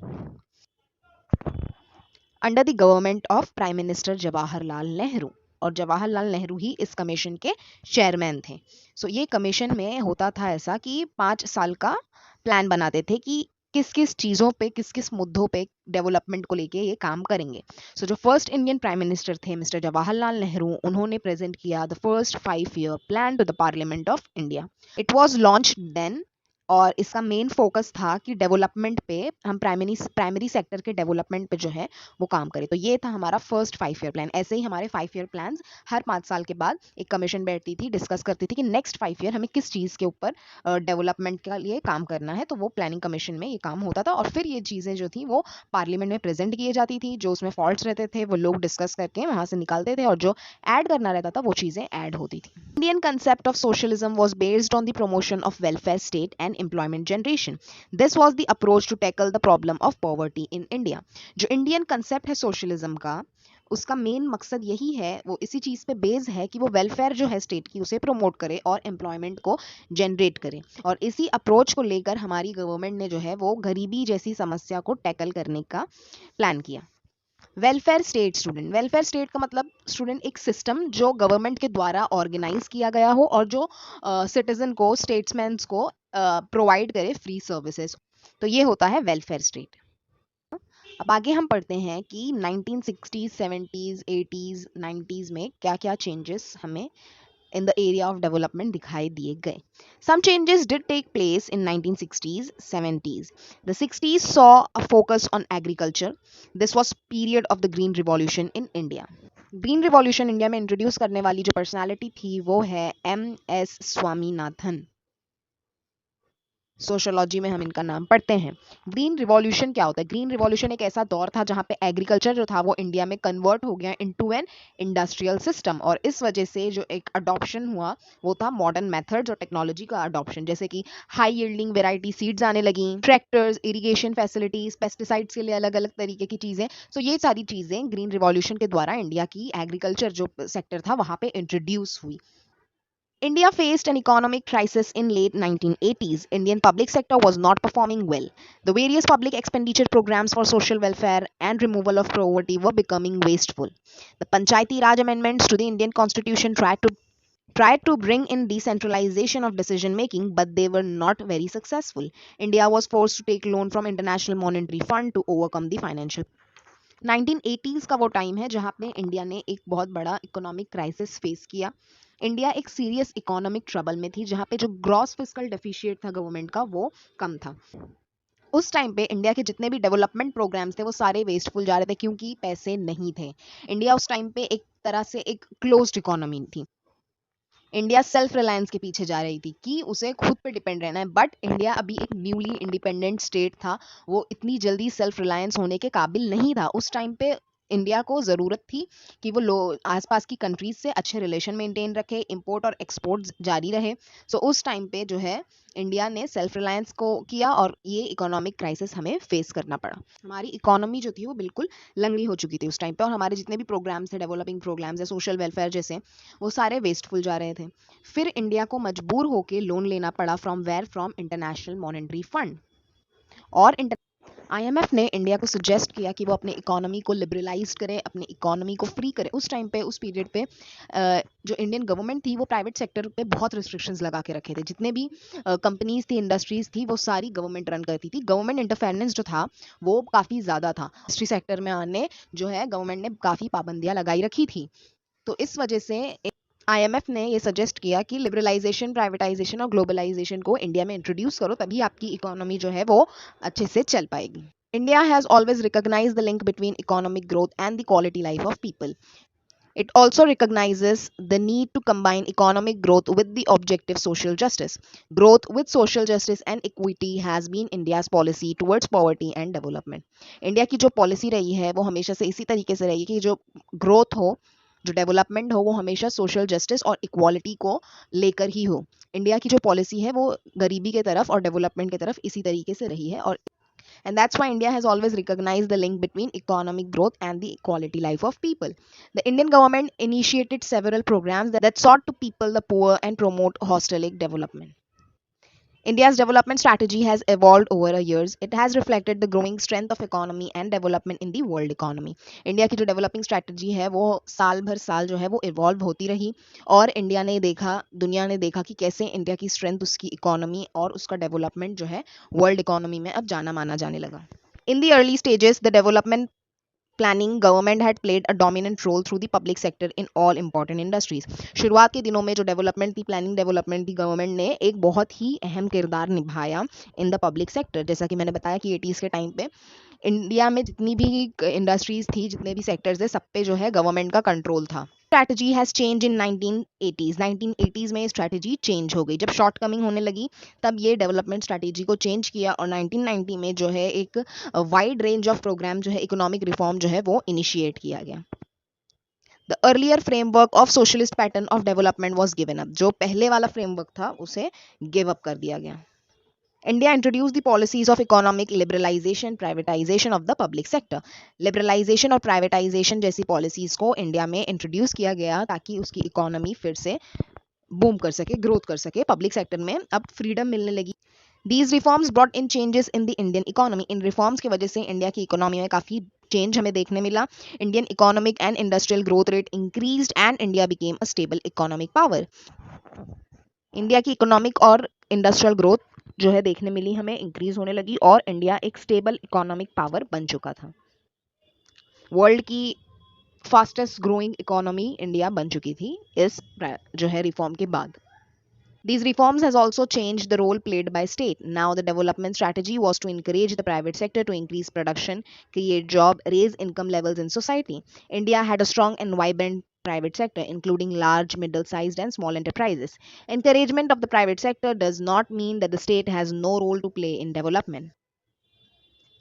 इंडिया की जब ये सारे रिफॉर्म्स आए उसने जो है गवर्नमेंट का जो रोल था वो एक तरीके से चेंज करते. पहले गवर्नमेंट इंटरफेरेंस ज़्यादा था, अब गवर्नमेंट इंटरफेरेंस कम हो चुका था.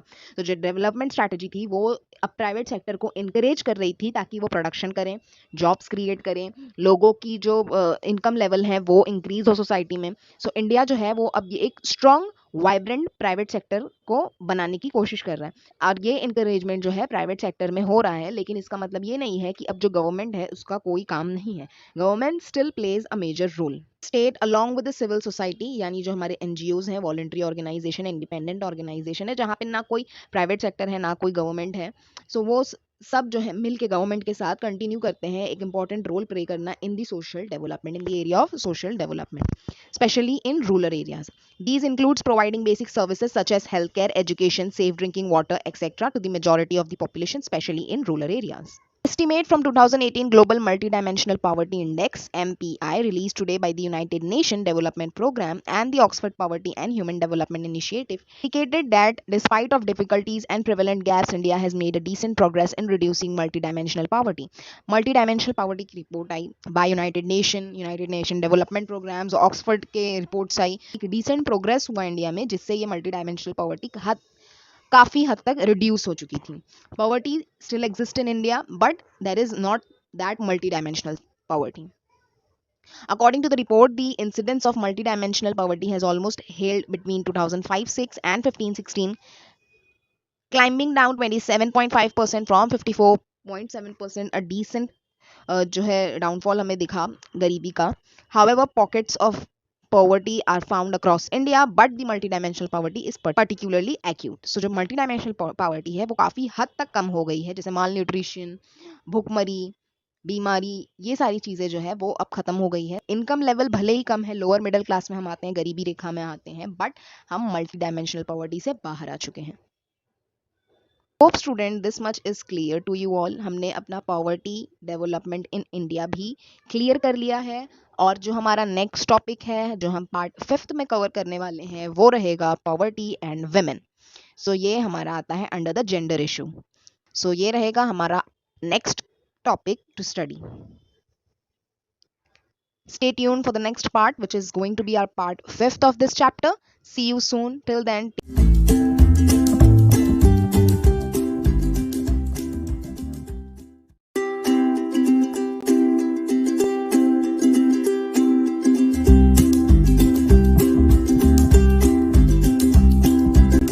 Hello everyone, welcome to our channel. I hope you all are safe and healthy. So students, this is the 5th part of our chapter number 3, and in this video we are going to discuss the topic of poverty and women, which comes under the heading of gender issue. So let's start. There are interlinkages among various issues and concern. One of the most important linkage is between poverty, underdevelopment and women. Students, अब आप बोलेंगे कि women मतलब औरत में या female से related कैसे है पॉवर्टी. अगर एक फैमिली, सपोज एक फैमिली अगर गरीब है, उसमें मेन भी हैं, उसमें विमेन भी हैं, उसमें यंगर्स भी हैं, उसमें ओल्डर्स भी हैं, ओल्ड एज भी हैं. सो ये विमेन को ज़्यादा इफेक्ट क्यों करती है पॉवर्टी? क्योंकि जैसा कि हमने स्टार्टिंग में पढ़ा था एस्पेक्ट्स ऑफ पॉवर्टी, उसमें मटेरियल एस्पेक्ट्स हैं, नॉन मटेरियल एस्पेक्ट्स थे. सो जो विमेन हैं उन्हें इन एस्पेक्ट्स की वजह से मोर पुअर जो है वो समझा जाता है, डिस्क्राइब किया जाता है, क्योंकि जो राइट्स है विमेन की उन्हें कहीं ना कहीं डाउनग्रेड किया जाता है, लिमिट किया जाता है, रिस्ट्रिक्ट किया जाता है, and that's why women are more deprived in a poor family और इन अ पुअर सोसाइटी. सो इसलिए यहाँ पे विमेन और पॉवर्टी का लिंकेज बताया गया है. जब अंडर डेवलपमेंट है, गरीबी है, तो विमेन पे वो चीज़ें ज़्यादा असर करती हैं. अगर एक गरीब फैमिली है, वहाँ पे एक बेटी है और एक बेटा, यानी एक गर्ल चाइल्ड है, एक बॉय चाइल्ड है, but the family can only afford to carry the expenses of one children education, ठीक है, तो वो किसको प्रेफर करेंगे पढ़ाना? वो लड़के को प्रेफर करेंगे, बॉय चाइल्ड को। सो यहाँ गरीबी पे किसका ज्यादा इफेक्ट हो रहा है? गर्ल का, यानी फीमेल का। सो इसलिए यहाँ पे एक इंटरलिंकेज हमें एक्सप्लेन किया गया है बिटवीन पॉवर्टी एंड वुमेन, तो वही हम इस हेडिंग में पढ़ने वाले हैं। Majority of women in different parts of the world are poor owing to cultural norms and values, gender division of assets and property, and unequal power equation between men and women. हमने दो aspect पढ़ा था, material non material. Material में था कि income और जो है इनकम जनरेशन के सोर्सेस या प्रोडक्टिविटी सोर्सेस अगर ना हो तो वो मटेरियल पॉवर्टी है, मटेरियल एस्पेक्ट है पॉवर्टी का। सो इनकम की बात छोड़िए, आप यहाँ पे दूसरी चीज़ें जो नॉन मटेरियल चीज़ें हैं उनमें भी अगर हम देखें तो women are likely to be more poor. So women and girls bear an unequal burden of unpaid domestic responsibilities and are overrepresented in informal jobs. जो formal jobs होती हैं, जो एजुकेशन के बेसिस पे होती है, वहाँ तो इतनी अनइक्वालिटी नहीं होती है, लेकिन जो इनफॉर्मल जॉब्स होती है वहाँ पे हम देखते हैं कि जो women एम्प्लॉयज़ हैं, जो women कैंडिडेट्स हैं, उनके साथ काफ़ी अनइक्वालिटी होती है। जो डोमेस्टिक रिस्पॉन्सिबिलिटीज़ होती है एक फीमेल की, एक हाउस होल्ड की, वो अनपेड होती है और वो उसकी कोई लिमिट नहीं होती है, ठीक है। सो वो भी चीज़ है, वो भी एक तरीके का बर्डन है। The world witness the rise of feminist movement in early 19th century. Since then, the social, political, economic rights of women were constantly asserted. They broadly talked about gender equality, equal rights, social equality, political equality, gender justice, etc. World में feminist की rise देखी गई, feminist movement देखे गए in early 19th century, जैसे कि Elizabeth Cady स्टैडन जैसी feminist सामने आई, सुजॉन बी एंथनी जो है वो सामने आई। इन सारी फेमिनिस्ट के नाम जो है वो हमें सुनने जाने लगे। फेमिनिस्ट ने काम किया वुमेन के ऊपर, कॉन्स्टेंटली उन्होंने काम किया और उन्होंने बहुत ही ब्रॉडर सेंस में अपनी बात रखी at an international platform, at an international level. उन्होंने इस बात को रखा, इस मुद्दे को रखा कि जेंडर इक्वालिटी होनी चाहिए, सबको इक्वल राइट्स होने चाहिए, सोशली हमें इक्वलिटी मिलनी चाहिए, पॉलिटिकली भी मिलनी चाहिए और जेंडर जस्टिस होना चाहिए। Later in 1970s, women empowerment came to be accepted as an important concept of philosophy. Women empowerment. पहले तो हम देखें कि empowerment का मतलब क्या होता है स्टूडेंट्स। empowerment मतलब किसी भी इंसान को एक पावर होना कि वो अपनी जिंदगी को अपने तरीके से कंट्रोल करे। ये होता है empowerment। अब women empowerment मतलब कि एक लेडी को, एक फीमेल को उसके पास उसका राइट होना चाहिए, उसके पास वो पावर होनी चाहिए कि वो अपनी लाइफ को कंट्रोल करे अपनी मर्जी से। Blue box. Empowerment is a process by which oppressed person gain control over their own lives. It helps them to get the basic necessities of life. This process gives a person the strength, self-confidence, increased self-esteem, provide courage to fight against injustice. The process of empowerment has social, economic, psychological, and political dimension. Politics, gender issue started gaining importance in 1980s। अब global politics में भी gender issue जो है वो arise होने लगे थे और इस चीज को इंपॉर्टेंस दी गई in the year 1980s। This led to the development of a gender perspective to look at the world politics. और इस चीज ने जो है एक तरीके से ऐसा माइंडसेट डेवलप कर दिया गया कि अब जो पॉलिटिक्स को भी देखने जाना वाला जो नजरिया था वो जेंडर पर्सपेक्टिव में बदल गया। अब यहाँ देखा जाता था कि जो लीडर है, जो पॉलिटिकल लीडर है हमारा, वो मेल है या फीमेल है, मैस्कुलाइन है कि फेमाइन है, सब चीज़ों में भी हमें अनइक्वालिटी देखी गई। It includes gender analysis, which means analysis of masculine and feminine identities is considered to be important. अब देखते हैं कि मेल है कि फीमेल है, वो ज़्यादा इंपॉर्टेंट है, फिर हम देखेंगे कि हमें क्या करना है। जो लोगों का पर्सपेक्टिव है, जो गवर्नमेंट का पर्सपेक्टिव हो गया है पॉलिटिकल टर्म्स में फीमेल कैंडिडेट को लेके, वो अब ऐसा हो चुका था कि जेंडर को ज़्यादा इंपॉर्टेंट देने जाने लगे। Gender approach is based on the assumption that men and women understand the world in a different manner. It believes that its understanding is a product of social historical experiences. Gender approach recognizes the contribution of women, which was previously neglected. Invisible contribution of various sections of women, such as domestic worker, migrant labor, wives of diplomat, etc., are taken into consideration. Along with this, it started paying attention to the problem faced by women across the world. Gender को लेके जो approach था वो ये assume करता था कि जो मेन और वुमेन, जो मेल फीमेल है, उनका पर्सपेक्टिव, उनका नज़रिया दुनिया को समझने के लिए अलग है, दोनों का अलग है। आदमी अलग नज़रिए से देखते हैं, औरत अलग, उनकी अंडरस्टैंडिंग अलग है। और जो अंडरस्टैंडिंग है वो एक तरीके से प्रोडक्ट बन चुका था सोशल और हिस्टोरिकल एक्सपीरियंसेस को नज़र में रखते हुए। जेंडर अप्रोच ने ये पहचाना कि जो वुमेन है, जो फेमिनिस्ट जब आई तो उन्होंने ये पहचान दिलाई कि जो वुमेन है गवर्नमेंट में, उनका रोल जो है वो पहले से ही निगलेक्टेड है, लेकिन उन्होंने फिर भी कंट्रीब्यूट किया। such as being a domestic worker, being a migrant labor, being the wife of diplomat, etc. are taken into consideration. ये सारी बातों को, ये सारे प्रोफेशन को जो है कंसिडर करने जाने लगा, और along with this it started paying attention to the problems faced by women across the world. और इसी के साथ साथ दुनिया में जो भी women के साथ अत्याचार होते थे, जो अनजस्टिस होता था, अनइक्वालिटी होती थी, और जितनी भी प्रॉब्लम्स होती थी, उन सारी चीज़ों को अटेंशन मिलने लगा. Gender inequality is pervasive with women lacking access to decent employment, facing gender wage gaps. Gender inequality जो है वो इस वजह से और राइज करती है जब women को एक्सेस नहीं होता है एक decent employment का. जब women एक gender wage gap यानी एक मेल को सेम प्रोफेशन के लिए ज़्यादा अमाउंट मिल रहा है, वेदर अगर वो फीमेल है वहाँ पे तो उसको कॉम्प्रोमाइज़ करना पड़ता है अपने पेमेंट्स के लिए. सो ये गैप भी देखते हैं. All around the world women and girls are routinely denied the access to education and healthcare. At that period of time, हम 80s और 90s 70s की बात कर रहे हैं, तो यहाँ पे women और गर्ल्स को अक्सर ये देखा जाता है कि एजुकेशन और हेल्थ केयर के लिए डिनाई कर दिया जाता है. जैसे कि मैंने अभी एग्जांपल लिया था फॉर इंस्टेंस कि फैमिली में अगर मेल चाइल्ड है, फीमेल चाइल्ड है, तो एजुकेशन का एक्सेस मेल चाइल्ड को मिलेगा क्योंकि फैमिली सिर्फ एक ही बच्चे का एजुकेशन का खर्चा उठा सकती है. वैसे ही अगर हेल्थ की बात है मेल और फीमेल में, तो ऑब्वियसली अगर मम्मी बीमार है, डैडी बीमार है, तो डैडी को मिलेगा. क्यों? क्योंकि डैडी बाहर जाते हैं, डैडी काम करते हैं, डैडी पैसे लाते हैं. But what about the mom? She is also doing the domestic house hold works, but still she is being neglected. Why? Because she is female. उसे घरेलू नुस्खों दे देंगे, घरेलू नुस्खों से अपना काम चलाओ, सही हो जाएगी तबीयत.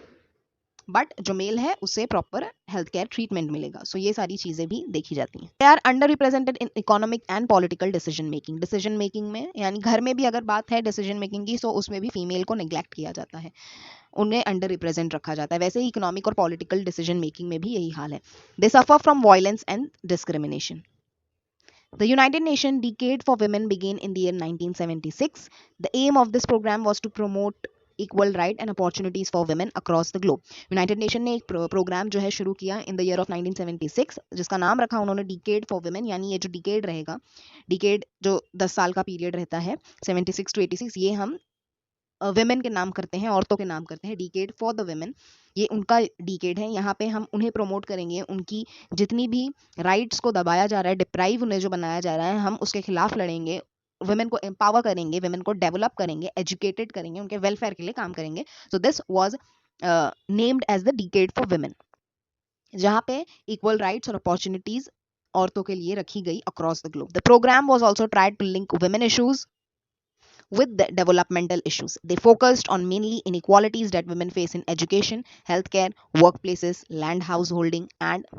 landholding and human rights. So ये सारी परेशानियां जो women किसी भी कंट्री की हो, वो ऑल ओवर द ग्लोब जो फेस कर रही थी, हर एरिया में, इकोनॉमिक एरिया में, हाउस होल्ड एरिया में, पॉलिटिकल एरिया में, एजुकेशन के एरिया में, हर एरिया में जहाँ जहाँ वुमेन्स को परेशानी हो रही थी, तो उस चीज़ को चेंज करने के लिए ये डिकेड पूरा 10 साल का पीरियड रखा गया कि this is the decade for women. और यूनाइटेड नेशन ने काफ़ी सारे प्रोग्राम्स इस ईयर में, इस डिकेड में रखे ताकि ये चीज़ें जो है वो इरेडिकेट हों, लोगों में अवेयरनेस हो, लोगों में सेंस ऑफ इक्वालिटी जो है वो क्रिएट हो. आई होप स्टूडेंट ये क्लियर है आपको, ये पॉइंट जो अभी हमने पढ़ा, पावर्टी एंड वुमेन, जितना मैंने अभी आपको समझाया, आई होप इतना आपको अच्छे से समझ आया हो, आपके दिमाग में अच्छे से प्रोसेस हुआ हो ये सारी चीज़ें. नेक्स्ट हम अपने पार्ट में पढ़ने वाले हैं status of women in India. हम इस पार्ट को ज़्यादा लेंदी नहीं करेंगे क्योंकि आगे हमें और भी चीज़ें पढ़नी, काफ़ी चीज़, कुछ चीज़ें जो हैं वो सेम हो जा रही हैं, तो वो repeat, and that's why I am going to cover this section in the next part.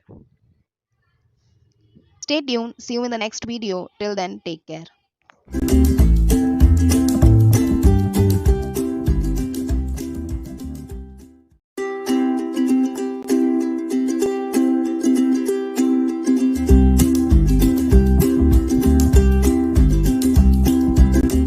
Hello everyone, welcome to our channel. I hope you all are safe and healthy.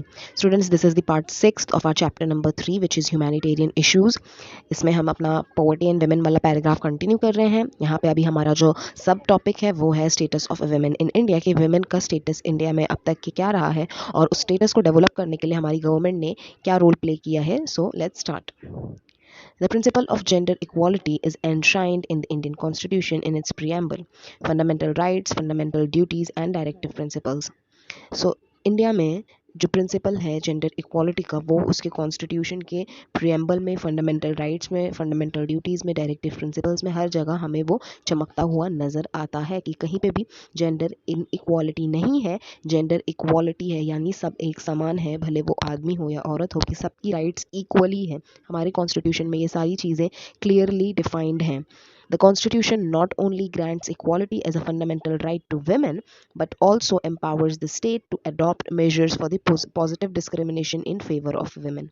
Positive discrimination यानी women के development के लिए in favor of women ऐसे measures हमारे state adopt कर सकते हैं, include कर सकते हैं for the empowerment of that specific state women. अगर कोई state में women का status ज़्यादा backward है या इनइक्वालिटी वहाँ ज़्यादा है, तो वहाँ की government for the development of women, for the sake of their development, ये पॉजिटिव डिस्क्रिमिनेशन कर सकती है कि वो वेमेन को पॉजिटिवली पार्शियल रह सकते हैं।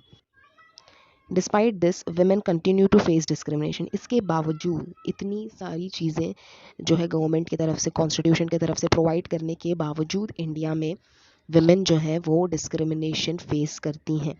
Some of the important gender related issues in Indian context are as follows. अब इंडिया में किस किस कंटेक्स्ट में women को डिस्क्रिमिनेशन फेस करना पड़ता है, आइए वो देखते हैं। So the first context where women face discrimination is economic inequality, yani in terms of money, in terms of job. The major problem that India faces is a high level of male female wage gap, yani male और female का wage gap काफ़ी रहता है। For the similar post, for the exact same post, women lesser than the men.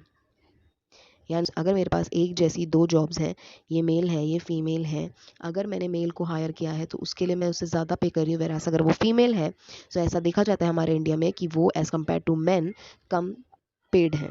Similarly the participation of women in the labour market is also low, यानी labour market में भी Indian women's जो है उनका participation कम है as compare to man. कम, हद से ज़्यादा कम है। मैन 78%, यानी हाफ से भी ज़्यादा मैन है, मैन की पॉपुलेशन है, और वेराज वुमेन जो है वो हाफ के आसपास भी नहीं है, 28%।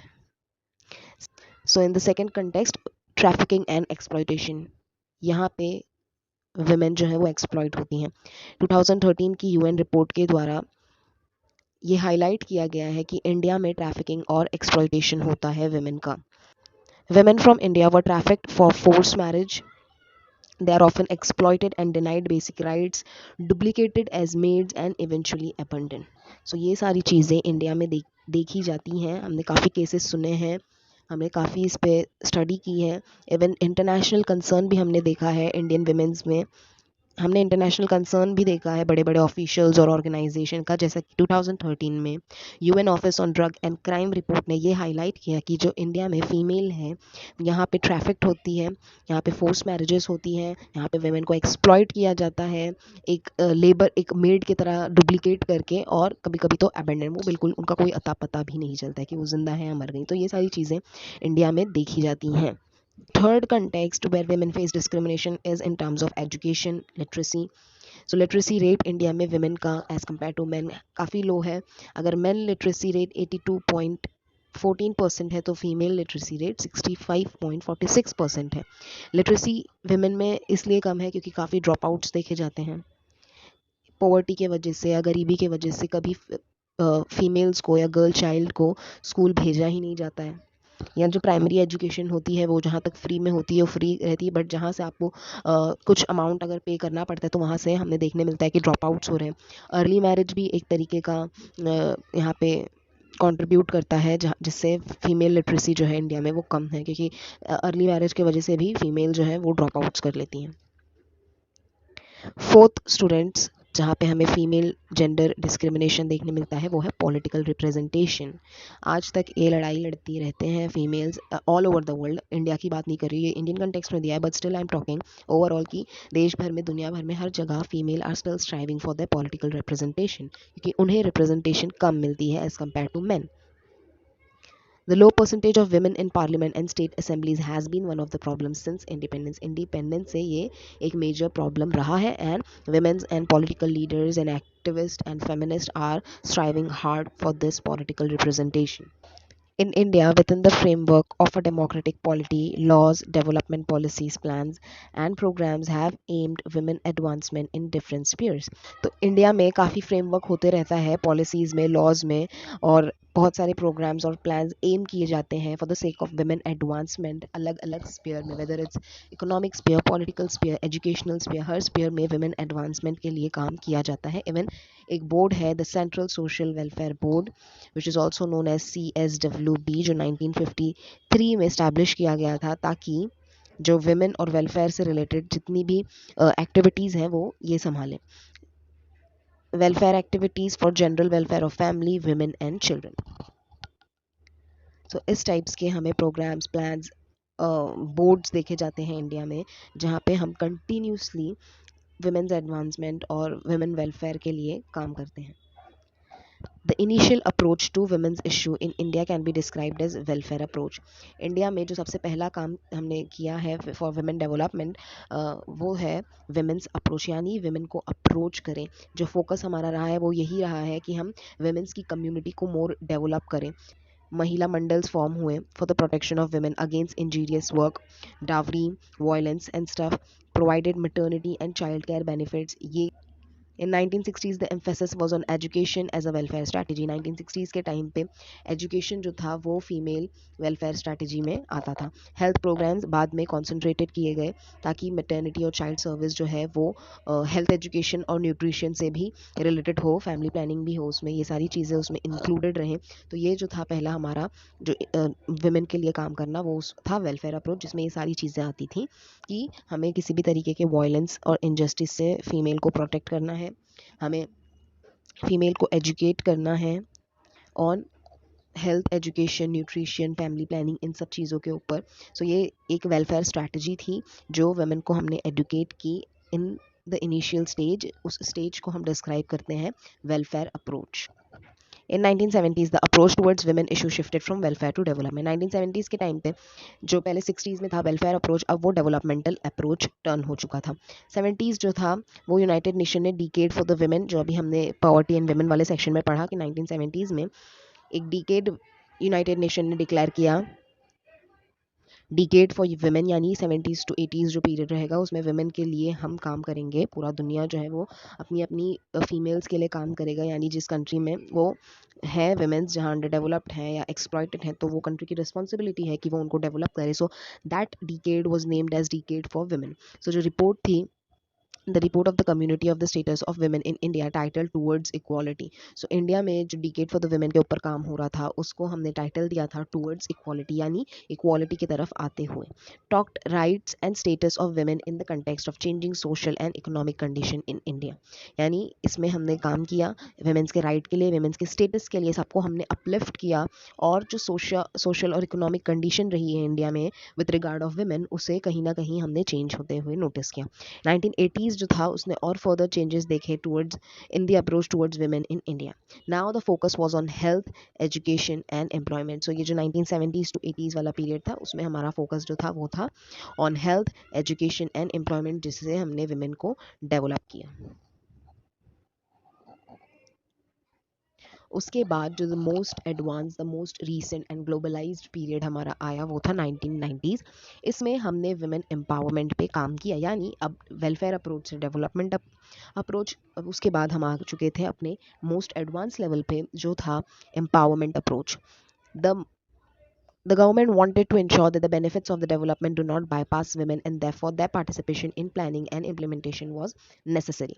Women's के लिए इतने programs, इतने development programs और strategy और ऑर्गेनाइजेशन बनाए गए, इतनी पॉलिसीज़ और फ्रेमवर्क्स बनाए गए, तो गवर्नमेंट को ये लगता था कि कहीं विमेन इससे इग्नोरेंट ना रहें, पीछे ना रहें, अनजान ना रहें. And that's why they need women in policy making and planning implementation. So women का पार्टिसिपेशन होना चाहिए क्योंकि हम वेमेन के लिए काम कर रहे हैं. अगर वेमेन्स खुद दूसरी अपने जैसी इन्फीरियर वेमेन्स के लिए काम करेंगी तो वो ज़्यादा बेटर रहेगा, ये ऐसा थॉट था. तो तब से 1990s से एम्पावरमेंट के ऊपर काम होने लगा कि हमारी लाइफ है, हम कंट्रोल करेंगे, ठीक है.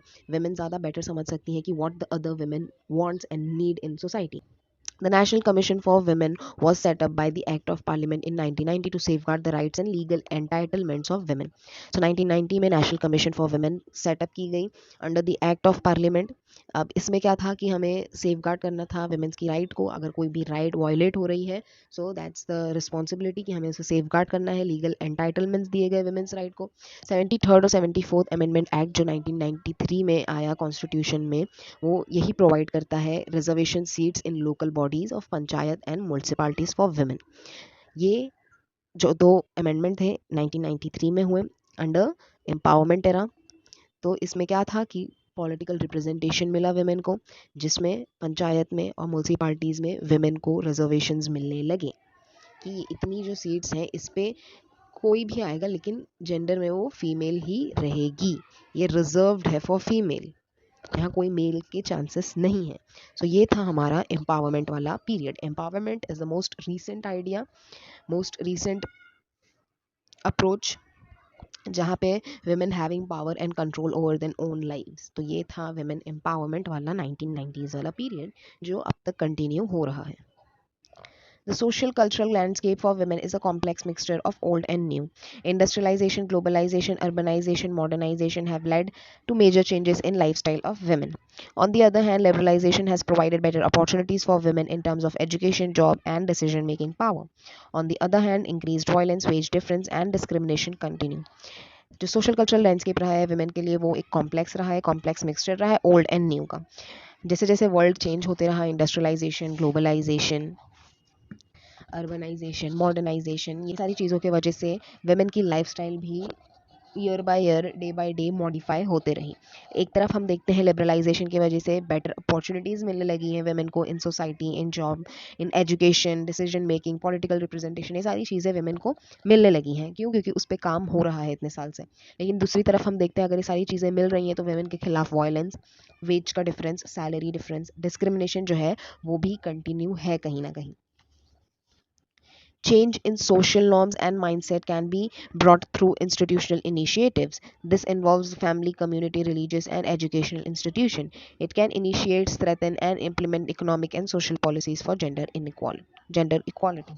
So इसलिए कहते हैं कि जो social cultural landscape रहा है वो एक mixture है, complex mixture है of old and the new का. एक तरफ अगर development भी हो रहा है, दूसरी तरफ discrimination भी continue हो रहा है. तो ये चीज़ें हमें देखने जाने मिलती है. The Department of Women and Child Development Government of India came into existence as a separate ministry in 2006. 2006 में एक separate ministry बनाई गई on the name of Women and Child Development. Earlier since 1985 it was a department under the Ministry of Human Resources and Development. यानी Human Resources और Development Ministry के under ये एक department था लेकिन अब इसके लिए एक सेपरेट मिनिस्ट्री बना दी गई है ताकि उस पर काम जो है वो और अच्छे से हो. So the ministry was constituted with the prime intention of addressing gaps in state action for women and children and to create gender equitable and child centered legislation, policies, programs. तो अब ये मिनिस्ट्री बना दी गई है. Ministry का main जो है intention वो यही था कि जो गैप है स्टेट में और उसके एक्शन में वो गैप को फिल किया जाए. यानी अगर गवर्नमेंट ये ऑर्डर दे रही है ये चीज़ें प्रोवाइड होनी चाहिए to women's but still there is a gap, उसको पूरे वो चीज़ें कंप्लीट होने में टाइम लगता है, तो इसलिए उसके लिए एक मिनिस्ट्री डेवलप की गई ताकि ये सारी चीज़ें जल्दी एड्रेस हों. चाइल्ड सेंटर्ड लेजिस्लेशन रहे, पॉलिसीज़ और प्रोग्राम्स जो भी हैं वो जेंडर इक्विटेबल रहें यानी इक्वालिटी पे फोकस करें और चाइल्ड सेंटर्ड रहें. तो ये जो था वो प्राइम इंटेंशन था इस डिपार्टमेंट का. Ministry aims achieving empowerment of women living with dignity, contributing as equal partners in development in an environment free from violence and discrimination. Ministry के जो एम्स हैं वो है एम्पावरमेंट अचीव करना, वुमेन इंडिया में किसी भी स्टेट में किसी भी कोने में डिग्निटी से रहें, उनका इक्वल कंट्रीब्यूशन रहे in the development, environment free from violence and discrimination, एक ऐसे एनवायरनमेंट में जो वायलेंस फ्री है जहाँ कोई डिस्क्रिमिनेशन नहीं होता है. तो ये जो है वो कुछ प्राइम इंटेंशन और एम्स हैं इस मिनिस्ट्री के जिसका नाम है the department of women and child development. Various important legislations are passed by the Indian legislature in recent years. These include the Protection of Women from Domestic Violence Act 2005, Sexual Harassment of Women at the Workplace Prohibition, Prevention and Redressal Act 2013, Muslim Women Protection of Rights on Marriage Act 2019. So ये जो 2019 वाला it's most recent one, and 2005 में domestic violence के ऊपर government ने एक action लिया। 2013 में वर्क प्लेस पे जो हरासमेंट होता है उसको कंसिडर करते हुए ये एक्ट बना। सो जो हमारी गवर्नमेंट है, जो हमारी लेजिस्लेशन है, मिनिस्ट्री है, वो वुमेन डेवलपमेंट और प्रोटेक्शन की तरफ काफ़ी ध्यान दे रही है। तो जो हमारी गवर्नमेंट है वो women development, women empowerment, women protection की तरफ बहुत ध्यान दे रही है। इससे हमें ये प्रूफ हो ही जाता है। स्टूडेंट्स, आई होप इतना आपको क्लियर है। हमने यहीं पे अपना चैप्टर कंप्लीट कर लिया है। In this chapter we focused on 3 humanitarian issues. तो आइए देखते हैं कौन से 3 ह्यूमैनिटेरियन इश्यूज़ जो है 1990s से इंपॉर्टेंट रहा है और हमने उसे पढ़ा है। These issues are global in nature because they deal with the situation that can arise anywhere in the world. Yes, it's very true. ये जितने भी हमें अभी पॉवर्टी पढ़ा हमने, वुमेन के ऊपर पढ़ा हमने, इन्वायरमेंट के ऊपर हमने पढ़ा, सो ये चीज़ें दुनिया में कहीं भी हो सकती है, इसका कोई एक कंटेक्स्ट नहीं है। So saw the role played by Indian state and tackle the problems in these issue areas। तो हमने देखा कि इंडिया में ऐसी प्रॉब्लम्स, ऐसे ह्यूमैनिटेरियन इश्यूज़ को कैसे टैकल किया जाता है। जैसे कि अभी हमने देखा वेमेन डिस्क्रिमिनेशन और वेमेन पावर्टी में ये कैसे इंडिया की मिनिस्ट्री ने, गवर्नमेंट ने कैसे कैसे एक्ट्स बनाए और डेवलपमेंट प्रोग्राम्स बनाए for their safeguard, to safeguard their rights and to provide them development and empower them. अब नेक्स्ट चैप्टर में हम पढ़ने वाले हैं स्टेट का role in matters of assuring peace, stability, development in the country. तो अब नेक्स्ट चैप्टर जो है हमारा वो आता है under the topic of contemporary India. तो ये हम नेक्स्ट हमारा चैप्टर है जो है challenges to peace, stability and national integration. तो ये हमारा नेक्स्ट टॉपिक है। From the next video we are going to discuss our chapter number 4। I hope student आपको चैप्टर अच्छे से समझ आया होगा। So stay tune for the next video for the next